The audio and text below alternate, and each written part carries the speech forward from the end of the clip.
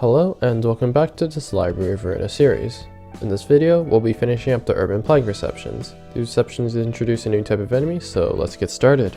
The Wedge Office specializes in Pierce, and their passive, Wedge, gives their Pierce dice 1 power. This is a very powerful effect that messes with clashes. Fortunately, most of their pages only have 2 dice, so we can focus on having strong 1s and 2s. Philip also makes a reappearance in this reception, and like the Dawn Office, we want to kill him first. He uses Sunset Blade and Stigmatized like last time, but now he has access to a new card, Rue. This has a somewhat strong block on 1, but the 2 and 3 are fairly weak, and most of your 2 cost value pages will beat it handily. With our current power level, it's quite possible to kill Philip in a single scene. If you focus all of your non-clashing dice onto him, he's likely to stagger at the very least. After we deal with Philip, we can change our focus to Pameli and Pamela. They're basically identical, so it doesn't matter which we kill first. They both use the same 3 pages. High-speed stabbing has a very efficient roll, average to light cost, but it will lose basically any clash, so it's hard to slot into a deck, especially since we have access to a ton of utility pages that we can run for our bottom end.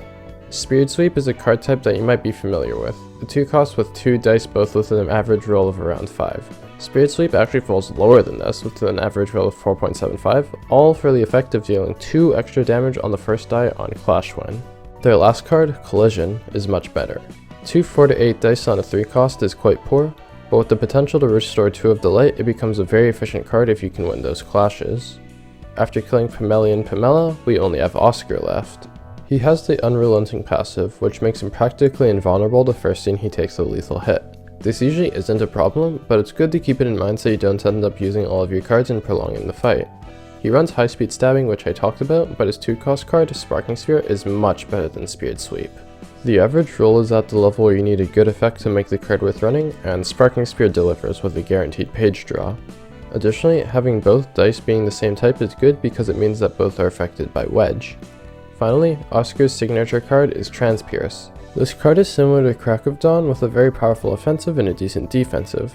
However, Transpierce flips the order and replaces the burn and protection with more raw damage. The rolls are both ever so slightly worse, but with better dice placement and an offensive passive, I feel like Transpierce will be getting more usage from this point forward. Anyways, after defeating the Wedge Office, Philip has a bit of a mental breakdown and becomes this fiery warrior, and the first boss battle begins.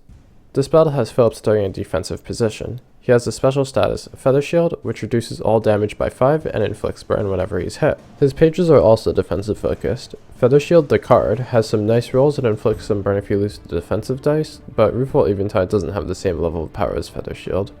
Anyways, you're gonna want to nuke Philip down and make him stagger in the first or second scene. Note that blunt damage will not be as effective as Slash or Pierce, so it might be better to use your blunt pages to clash with the defensive dice. If you don't stagger or kill Philip in the first 2 scenes, he'll move on to his next phase, Searing Sword. He no longer has the damage reduction, but will inflict a ton of burn on hit. Searing Sword, the card, has mediocre rolls but inflicts a total of 4 burn. His other card, Fierce Charge, doesn't have that great of a roll and is easily beaten by a block or strong dice on 1. Finally, if Philip isn't dead after the 3rd scene, he enters his final phase, Blazing Strike. He gets a ton of speed dice and casts the namesake card, Blazing Strike. This powerful piece will decimate whoever has the misfortune of getting targeted by it. Fortunately, this fight isn't what it used to be, and it's quite possible to go through the game without ever seeing the Searing Sword or Blazing Strike phase. Anyway, when you finish this reception, you'll get 2 copies of either Feather Shield or Searing Sword. Both are welcome inclusions to a Salvador deck. Feather Shield has great clashing, and Searing Sword could hit like a truck with all the burn it does, but Salvador burn is small beans compared to Oscar Pierce value. The base of the deck is 3 light regen and 3 Sparking Spear. I like to run 2 cleanup and 1 white up for the versatility of being a 0 cost. The last 3 pages are for your bomb cards. Transpierce, Collision, and Tailoring are all good options. I personally run 2 Transpierce and 1 Collision as Tailoring is a bit expensive for this already top heavy deck. Now that we're done with the Wedge Office, we can move on to This is another 2-act reception, but is closer to the Kurakumo clan in structure rather than the Wedge Office. The first act has you fighting 4. There are different ones for each damage type. The slash based one uses which gains a ton of power if the attack free hits. The other card is which has very weak dice, but like Sky Clearing Cut, the second die gains a ton of power if the first one loses. All of the basically have the same cards. The Pierce one has and while the blonde one has and I found that it's best to only clash with the one that gains power if the attack is one-sided and let the other one free hit. The second phase has a lot more going on, and have become and are the next boss. The idea of the boss is to keep it above 50% HP. Their pages aren't too threatening if you know how to counter them. Has a strong evade on one, and if you get hit by the second die, you'll give all of the and a bunch of strength. To avoid this, having a defensive dice on one to the blank the evade is very important. It isn't too hard to deal with, rolling the same averages as Sparking Spear and 2 costs of the same type. It has 4 dice on it with 2 evade dice, but none of the rolls are that threatening. It's very possible to just let this one free hit. Where things really get interesting is with this page. Gains 5 strength next scene, but all of their stagger resistances change to fatal. It's imperative that you stagger or kill on this scene, or else you'll need to deal with 2 amped up, which is fairly likely to stagger or outright kill whoever it targets. Finally, when falls below 50% HP, they'll transform into their second phase with some very threatening cards. It has a very powerful one, but can be partially mitigated with a block die.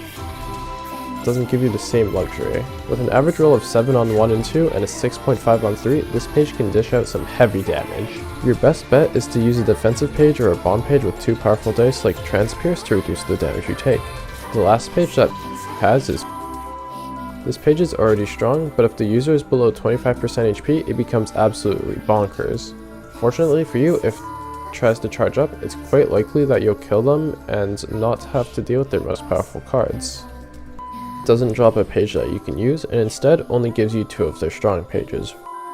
And these are both extremely strong, but get even stronger in a bit when we can fully realize their potential, so we'll go more into detail with them once we get to that point. In the next video, I figured that we may as well take on Tipwrath's abnormalities, as there are only 2 of them right now, but the first one is one of the most hated fights in the entire game, with many players leaving them unfinished until partway through the next chapter.